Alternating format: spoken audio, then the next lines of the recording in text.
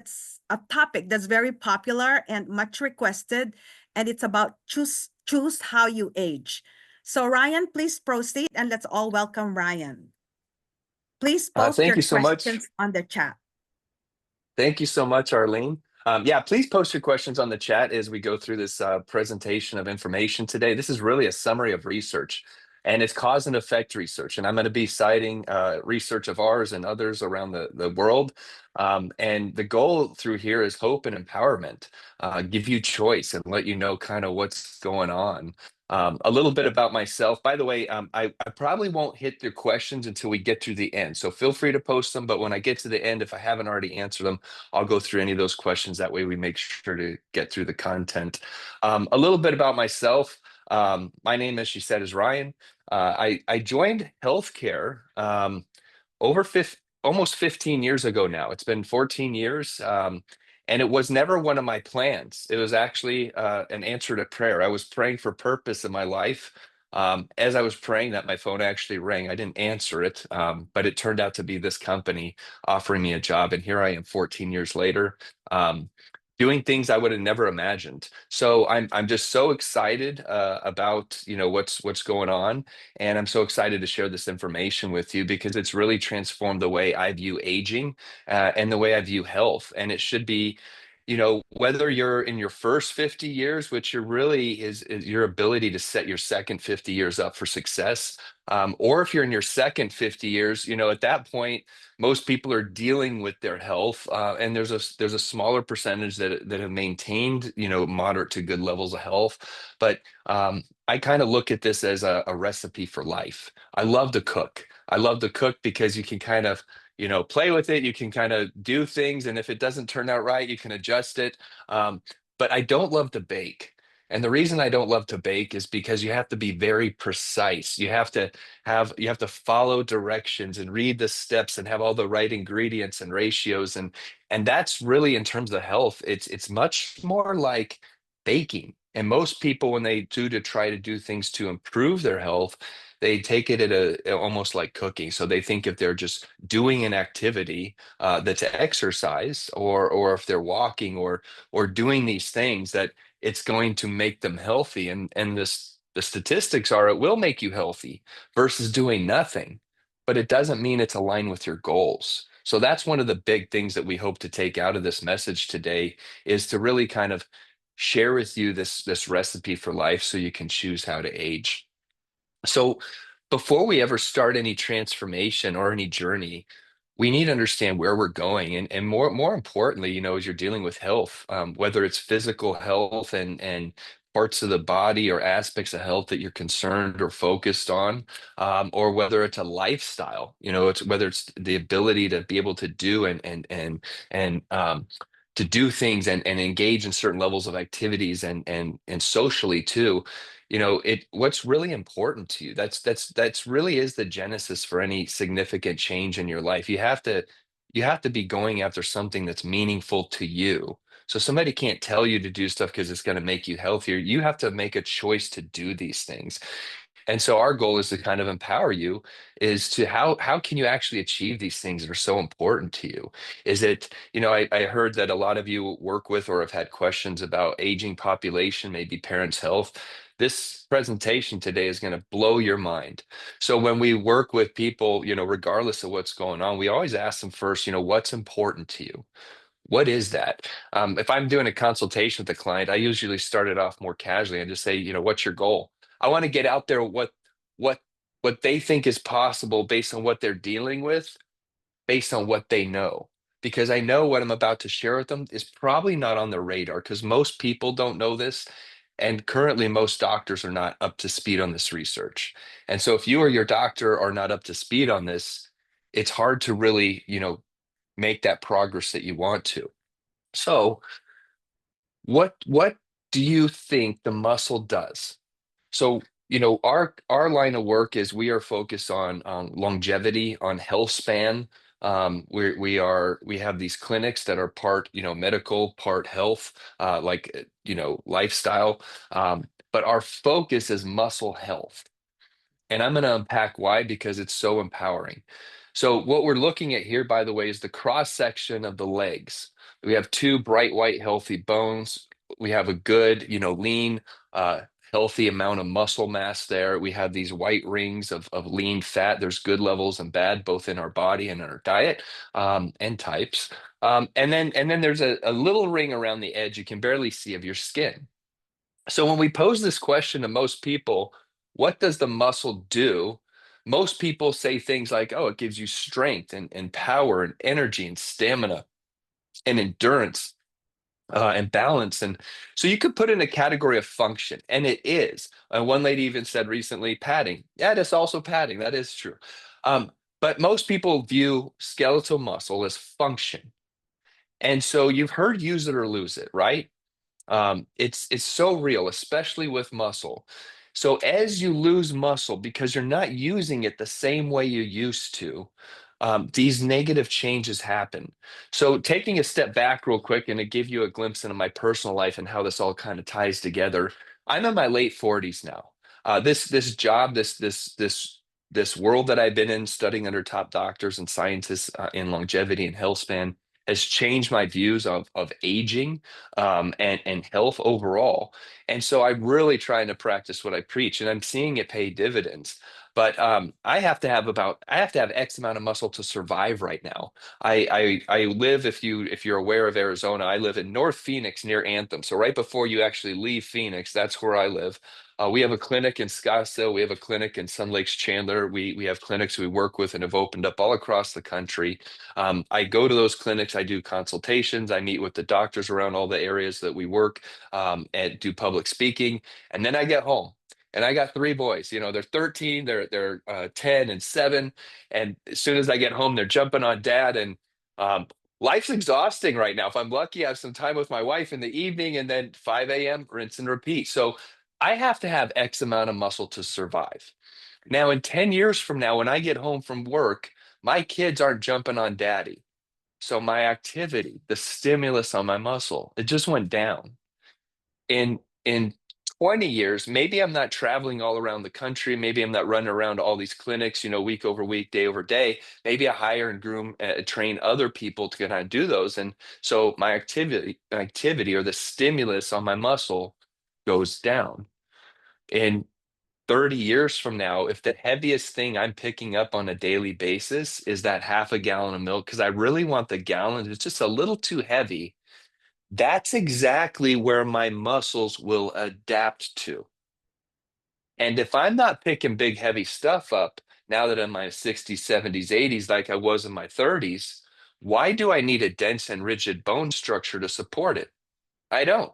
So they go away. That's use it or lose it.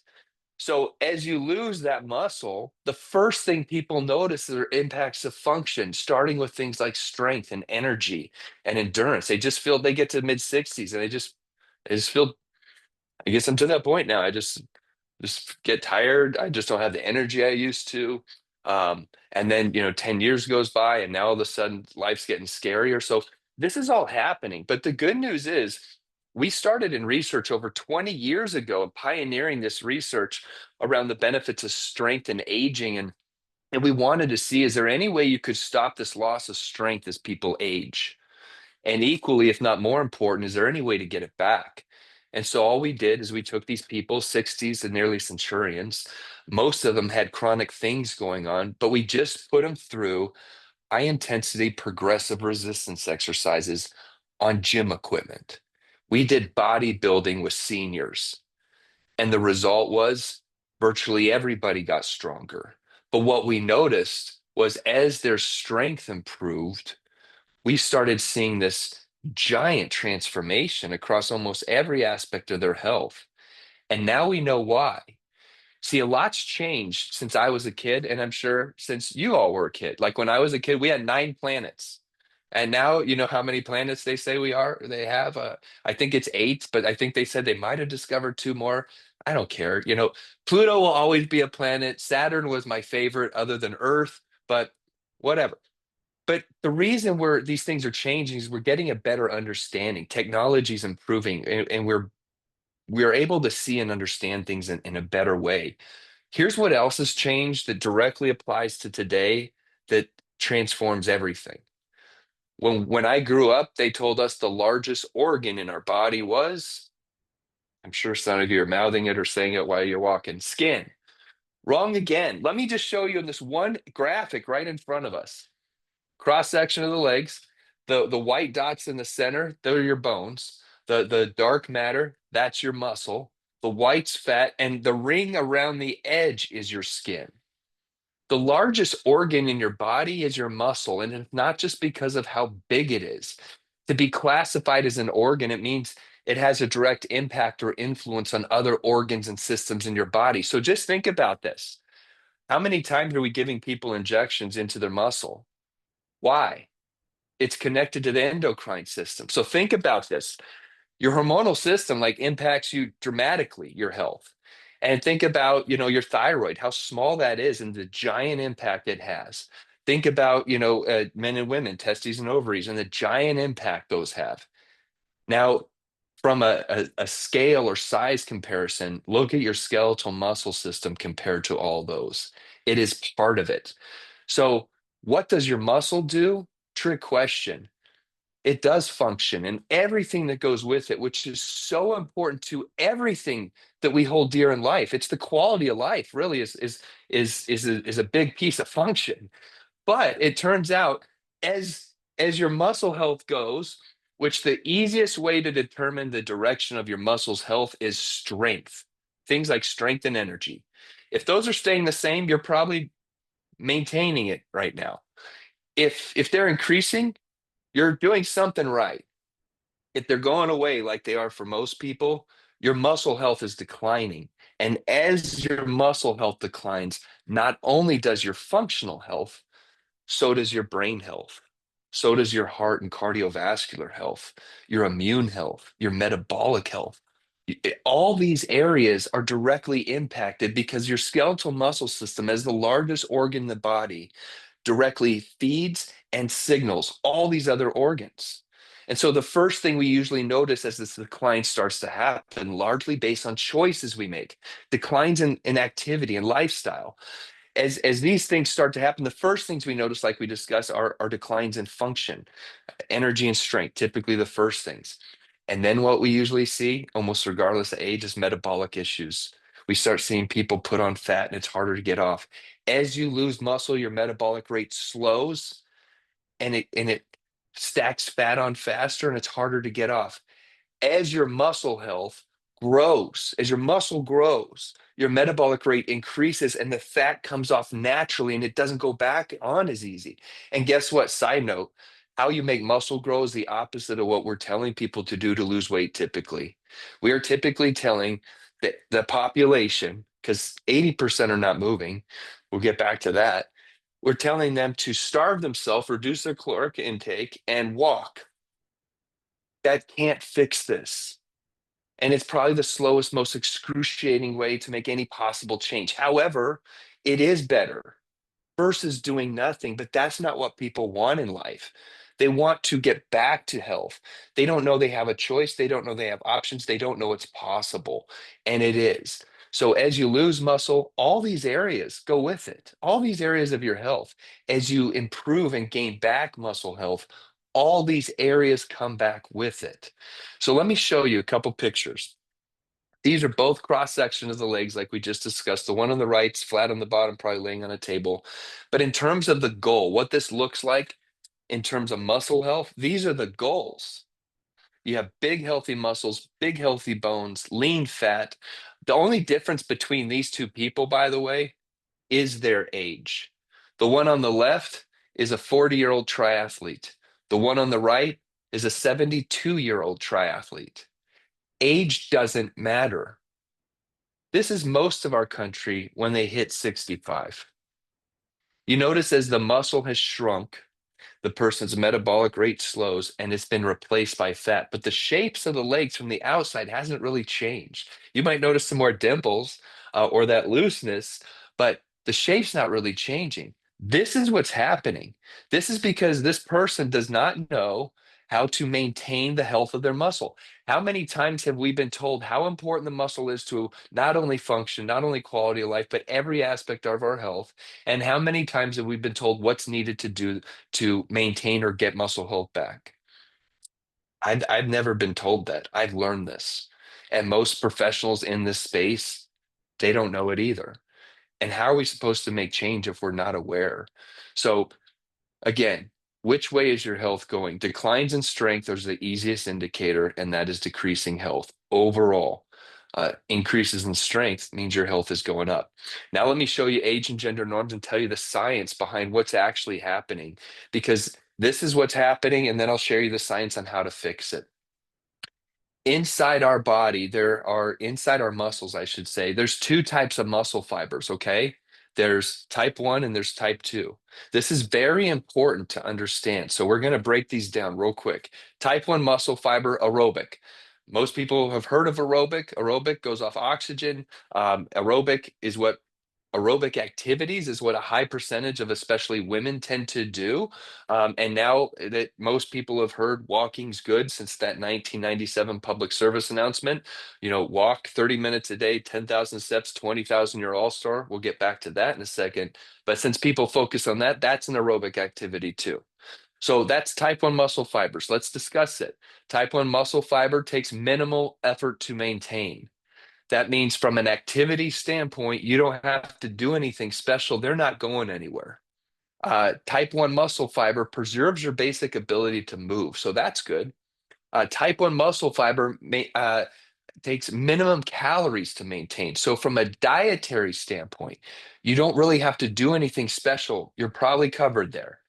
So examples of type 1 muscle fiber activity. When I do consultations, I like to hold up a pencil and say, okay, I'm going to hand you this. And then I'm going to time you, and I want to see how long and how many reps you can do curls with this pencil. Ready? And they give me a weird look. And I said, what, is it too light? And they say, yeah, you have to give me something heavier. Well, I can't. If I gave you something heavier, that would more likely be a type 2 muscle fiber activity. So type 1, I could do this probably forever. I would get bored or frustrated. If I add some resistance there, now I'm engaging type 2 muscle fibers, okay? Here's another example of type 1 muscle fiber. Not getting up out of a chair, but once the person's up and stabilized, walking. Good gait, bad gait, an assisted device outside of a pain threshold, people can walk forever. So that's type 1. Type 2 is the anaerobic. It goes off a different energy system in the body. That's really where strength comes from. This I call the quality of life fiber, okay? So number one, it takes focused effort to maintain. This is where that use it or lose it really comes in. If you don't know how to properly stimulate your type 2 muscle fibers, they will either turn into a type 1 or they go away completely, okay? So they take focused effort to maintain. They maximize your body's ability to function. That means your brain health, your memory, your heart health, your cardiovascular system, cognitive declines, immune, metabolic. All these aspects of health are directly impacted by your muscles' health. So again, as it goes, so do they. Um, and it increases and maintains your metabolic health. So again, everybody's worried about fat and weight loss. You know, doctors that really understand this, that are in this world that we are in as muscle-centric medicine, they say we don't have an overweight country. We have an under-muscled country. If you're looking at weight and trying to get rid of fat, you're going to starve yourself. You're going to do all this stuff. And it's going to be a fruitless, really up and down tormenting journey. If you understand the root of what's happening. So like, I don't know if any of you ever work in a garden or like gardening. I love it. I love plants. I like to watch them grow. I love to eat. So it just comes naturally. But if you've ever worked in a garden, if you have weeds and you go and pick the flower off or the green part, but you don't get to the root, what happens? It just keeps coming back. This is what's going on with our health. We're reacting to all these symptoms. And so, like, how many people do you know that are on blood pressure medication? And how many of those people every few years does it go up? Why? Always ask why till you get to that root. Why is because the heart wasn't the real issue. It was the declining muscle health. So as we work with clients and we improve their muscle health, they notice strength improvements in 3 to 5 treatments. Once they get to about week 6, 7, 8, we start to see that muscle hypertrophy and grow typically, and then everything starts to transform. And so once the muscle starts to grow and those changes become more dramatic, a lot of these people on pressure medications go from going, this is great, this is awesome, to something's not right. I feel dizzy. I feel sick. I feel nauseous. This isn't working. No, it's working. You're over medicated now. Your heart is healthier. You don't need all those blood pressure medications. That's why when you make these changes, depending on where your health is, it's very important to consult with your doctor and professionals that really understand the space. So make sure you have somebody in both camps there. So here's what's happening now for age and gender norms, okay?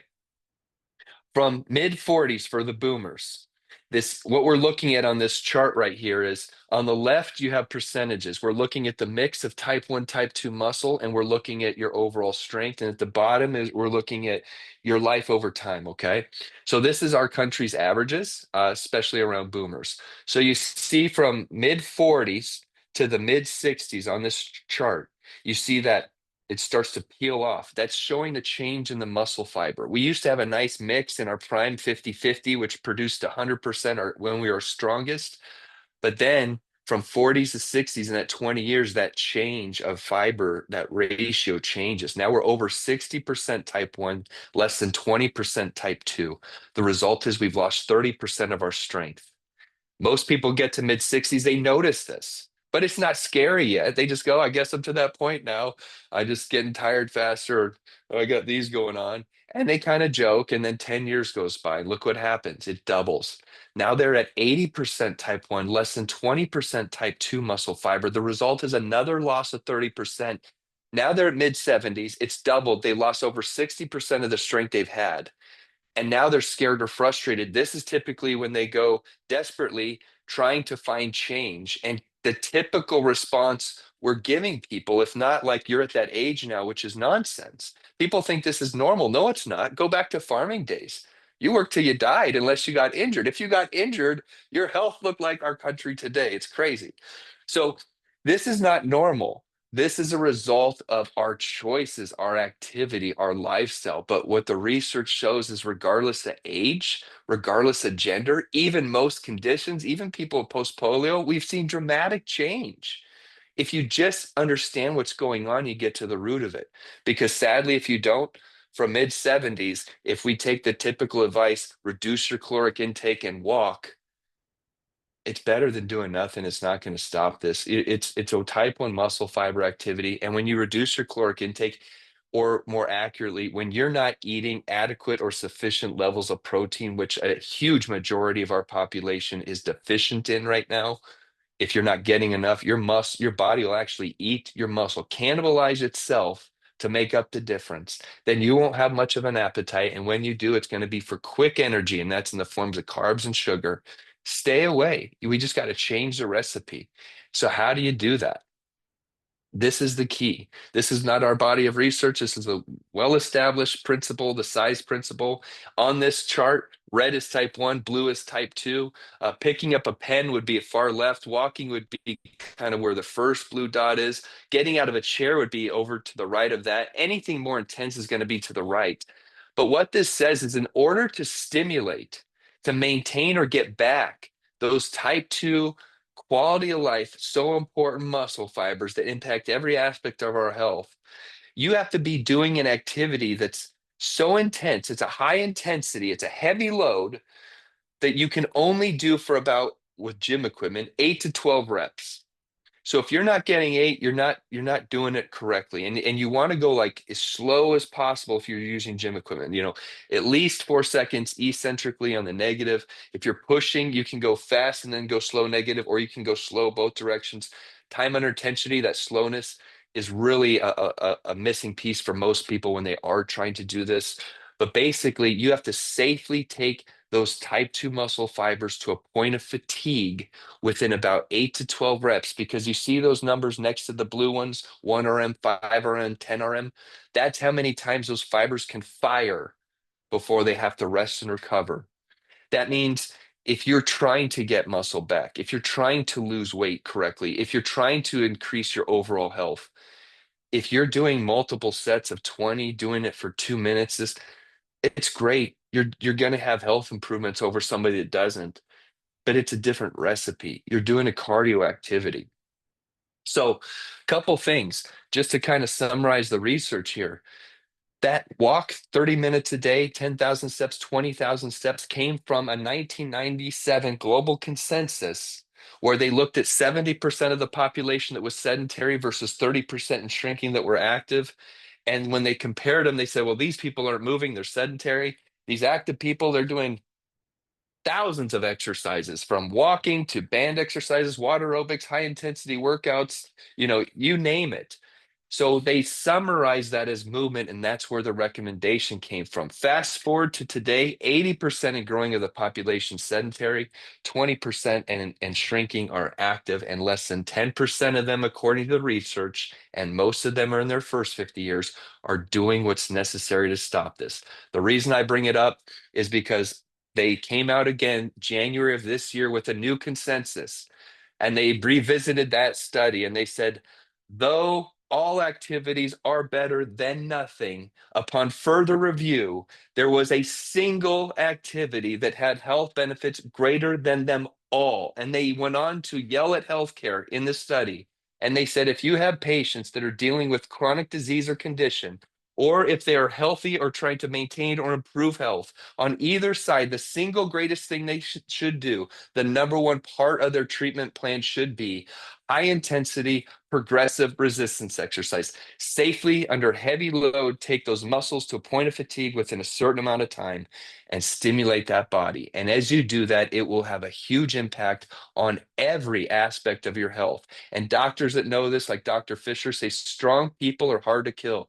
Dr. Gabrielle Lyon, look her up on YouTube. I quoted her earlier. She says, we don't have an overweight country. We have an under-muscled country.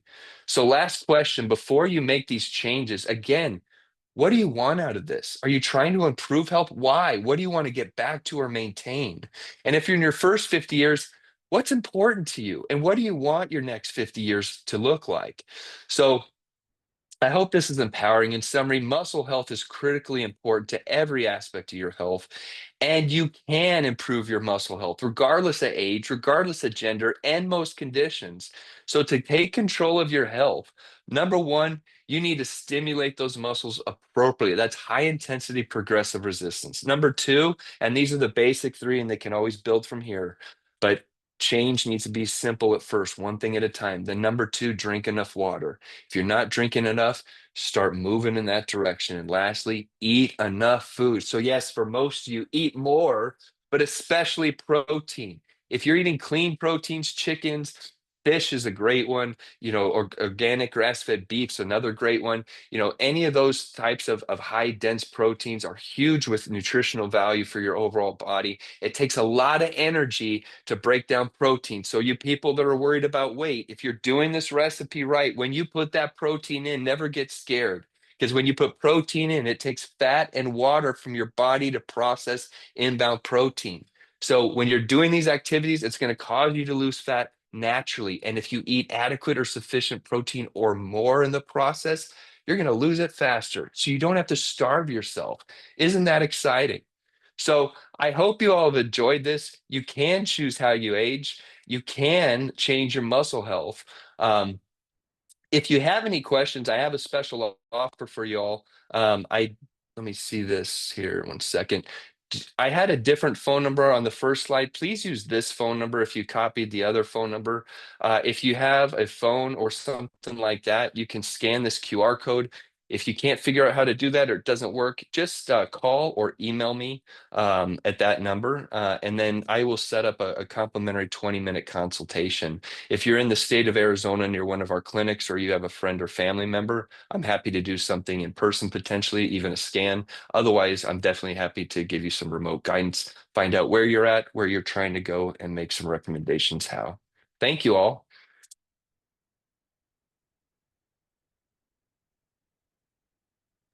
Thank you so much, Ryan. If you have any last-minute questions, you can post it on the chat right now.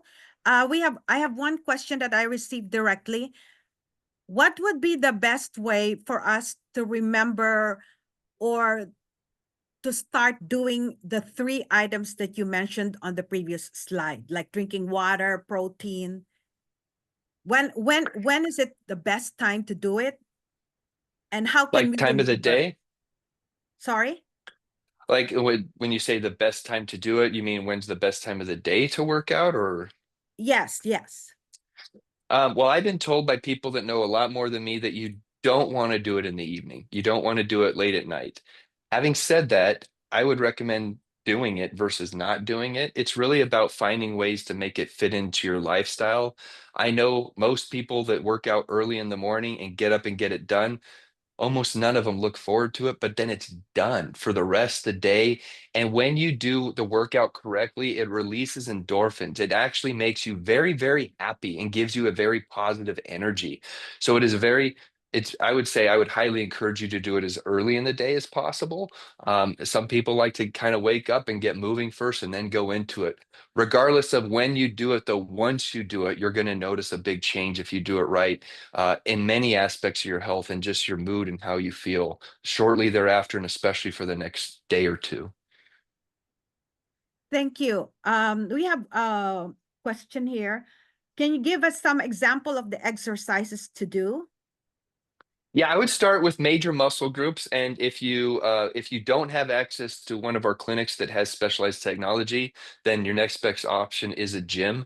If you don't know what to do, I would at least start out at the beginning with a trainer so they can make sure that they help you get set up properly on the machines themselves. If you're just starting out, I would recommend the machines. Yes, there's more benefits to doing free weights. But until you develop those free weights, when you go into a gym environment, it can be very risky. It's very easy to get injured. That's why we don't, really recommend those environments to especially older adults as much. It's much better to get them in places that really specialize at this. But again, I would rather them get into one of those environments, especially if they don't have access to something, than not. But you have to be careful. I hope that answered the question. Thank you. So going back to the muscle groups again, major muscle groups. So leg press for legs, and then you have the leg extension, leg curls. Those should get most of those parts of the body. It's important to work your glutes. Most people have lower back pain. The primary reason for most people's lower back pain is weak butt muscles. How many of you consistently work out your butt? I know me as a guy, never was a machine I hit at the gym before. Now, depending on what's going on, I'll go use it. Otherwise, I've looked up exercises to do at home that I can work those muscles that are, kind of more sensitive to work sometimes. And then in the upper body too, you have chest, you have back, you have curls. So chest press, pull, push. Use those major machines. And again, if you really don't know at first, either go on a YouTube if you're a self-starter and subscribe to some people. If you call me, or scan this QR code, I can understand where you're coming from and make some better recommendations on some resources, whether they be on YouTube in your hometown. I can look up and see if there might be certain services, even scans that you can get to make sure you can track and measure your progress more accurately. We have another question. Do you like tension bands, stretch bands? Yeah, so I like them. They're not high intensity though. So if you are so deconditioned, or maybe you're talking about maybe we're talking about somebody that's recovering from an injury, or somebody that's maybe frail, older and frail, or very weak. It is possible that the start of your journey might be bands. That should be very short-lived. Those bands should progress in tension pretty fast and move on to weights that continue to get heavier progressively, week over week, month over month. If the weight doesn't continue to increase, and if they're doing bands, like one more thing about bands, just from a professional recommendation standpoint, if you're an athlete or you're used to working out, you know how to isolate a muscle. A band can be a good warm up, or depending how weak you are, a starting point. If you don't know what's going on, you can move a band and not even be moving the muscle you're trying to move. So again, why, you want to partner with a professional to make sure when you're doing these things, you're doing them right. Because if you don't do them right, you can not only not get the benefit in a gym environment, it's highly likely you're going to get injured. Thank you. Um, how does sprinting fit in? Increases type 2? That was a question. Um, that's a great one. That's a great question. I don't know what answer we're trying to get from here. If we're asking is sprinting enough or the right activity to accomplish what we're saying, the answer is no. Again, what we're talking about is loading muscle groups to a point of fatigue within a certain range. Sprinting is a great activity, and you are using type 2 during a sprint, but it's not a muscle building activity. Thank you. How would you feel about intermittent fasting? Um, with all things, consult with your healthcare professionals. There's definitely benefits to intermittent fasting. There definitely are. I would say one of the key words there from my vantage point in terms of muscle health would be intermittent. So, depending on your